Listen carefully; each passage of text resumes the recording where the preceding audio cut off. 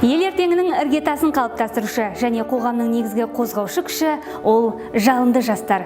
Қадірлі жас достар, мерейлі мемлекетіміздің жарқын болашағы және ел іргесінің бекем болуы тікелей сендердің қолдарында. Сондықтан да жас ұрпақтың білікті және білімді, зейінді және парасатты болып қалыптасуы ел үшін айрықша маңызға ие екендігін алға тарта отырып, біз бүгін агенттіктің бастамасымен бастау алған адалдық сағатының кезекті дәрісін ұлы Тұран даласының 12 ғасырдағы ұлы дана ойшылы Қожа Ахмет Яссауи бабамыздың адалдық құндылығына негізделген шығармашылығына бағыттап отырмыз.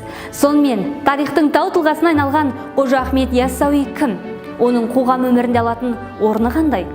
Сендер бұл қос сауалға дәріс аясында мардымды мәлімет алатын боласыңдар. Достар, осындай дана ойшылдың қазақ жерінде, яғни қазіргі Сайрам жерінде 1093 жылы дүниеге келгенін білесіңдер ме?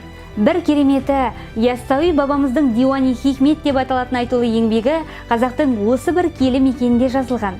Бабамыздың бұл асыл мұрасы арада қанша ғасыр өтсе де күні бүгінге дейін өзектілігімен өз маңызын жоғалтпай келеді.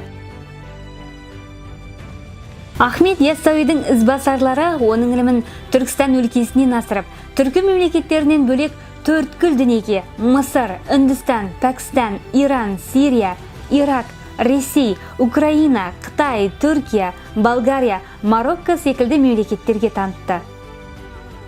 Өз заманында халықтың ерекше ықыласына бөленіп, әулиелер сұлтан атанған орта ғасырлық ұстаздың еңбегі бауырлас екі мемлекет Қазақстан мен Түркияның арасында достық көпірінің орнауына ықпал еткен. Нәтижесінде Ахмет Яссауи жерленген киелі Түркістан қаласы түркі халықтарының тарихи ордасына және бүкіл түркі әлемінің мәдени астанасына айналды. 1992 жылы Қазақстанда ең алғаш ашылған Қожа Ахмет Яссауи атындағы Халықаралық Қазақ-Түрік университетінде бүгінде түбі бір түркі тілдес мемлекет жастары бір шаңырақ астында білім алуда. 1992 жылдың 1 мамыры күні Түркия Республикасының премьер-министрі Сүлеймен Демирел келісім шартқа қол қою кезінде ұлы ойшыл бабамыз Қожа Ахмет Яссауиге топырағы бұйырған қасиетті ата қонысымыз Түркістанда шаңырақ көтерген бұл университет әлемдегі ең озық ғылым мен білім ордаларының біріне айналатынына кәміл сенемін деп өз пікірін білдірген еді.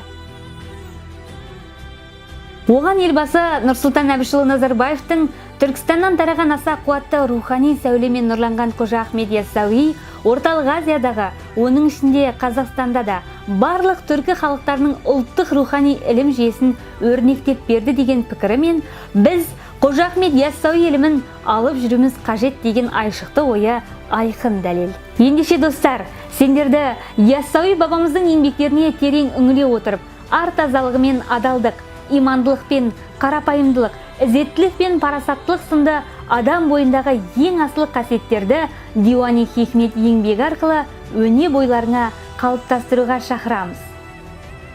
Диуани Хикмет бұл Қожа Ахмет Яссауидің ілімі мен философиялық ой пікірлері өлең түрінде жазылған құнды шығарма. Ол көне ауыз әдебиетіне негізделе отырып, шағатай тілінде жазылған. Бұл шығарманың түп нұсқасы сақталмаса да 1878 жылы жеке кітап ретінде жарық көріп, бүгінде түркі мәдениетінің төрінде сақталуда. Жалпы Диуани Хикметтің ақыл кітабы немесе даналық кітабы деп аталуында өзіндік сыр бар. Анығында өлең ұйқасқа құрылған Диуани Хикметтің парасаттылық құндылығына негізделіп жазылғанын байқауға болады. Сол үшінде Қожа Ахмет Яссауи бабамыз достар деген қаратпа сөзді жиі қолдана отырып, оқырман назарын өзінің тәрбиелік мәнге ие өлең жырларына аударады және сол арқылы тура жолды таңдауларына жәрдем етеді. Ең алдымен түркі әлемінің ұлы ақыны адалдық пен ар тазалығына айрықша көңіл бөлген. Оны әділ сөйлеп, адал жүр және арыңды сақта, болсаң да малға кедей деген тіркесі сөздерінен анық байқауға болады.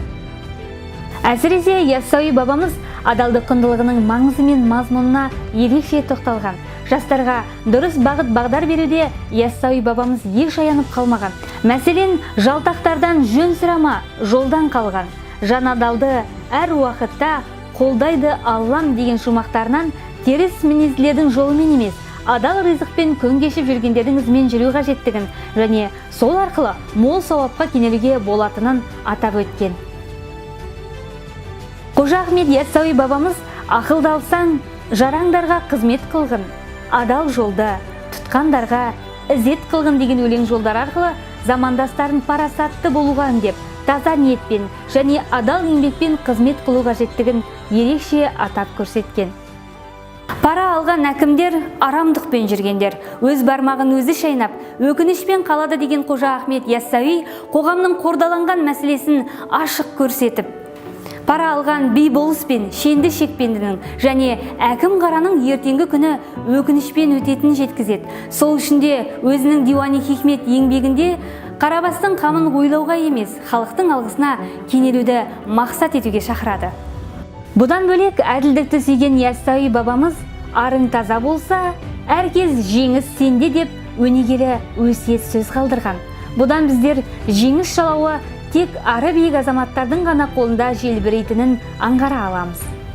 Сондай-ақ ғалымдар да бар ілімін малға сатты дей келе, сол дәуірдің өзінде атақ-даңққа деген құмарлық көп болғанын көрсетсе, қазы болған ғалымнан пара істеп жегендер, ондай ғалым жайынмен тар азаптан көрдім мен деп, көлеңкелі қылмыс түріне жақын болған азаматтардың болашағы тас түнек қараңғы болатынын ашық баяндаған. Қадірменді достар, түркі жұртшылығын ізгілікке бастаушы Қожа Ахмет Яссауи қызмет қылған мұратына жетер достар деген даналық сөзі өсиет ету арқылы халыққа елеулі еңбек етушілердің және таза ниетпен қызмет жасаушылардың мақсаттарына сөзсіз жететіндерін осылайша шебер жеткізе білген. Сондай-ақ халқыңа қызмет ет, ізгілерге ізет ет, жаны жақсы жайсаңдарға құрмет ет деген нақыл сөздері де күні бүгінге дейін өз тәрбиелік мән-мазмұнын жоғалтпай келеді. Өз еңбектерінде ұстаздарға қызмет қыл еркің менен, күнәлі ол өз бетіммен келдім деген дей келе, білім көзін арттырушы мұғалім ұстаздарға шәкірттерінің әрдайым шарапатшы болуы тиіс екендігін ерекше атап өткен. Қорыта келгенде, сендер келім екен Түркістан төрінен шыққан ардақты ғұлама Қожа Ахмет Яссауидің асыл сөздермен жіті танысып, адалдық сағатының бұл кезекті дәрісінде даналық ойларынан дән іздедіңдер. Өсиет сөздермен танысу арқылы жаңа оқу жылында рухани серпіліс алдыңдар деп есептейміз.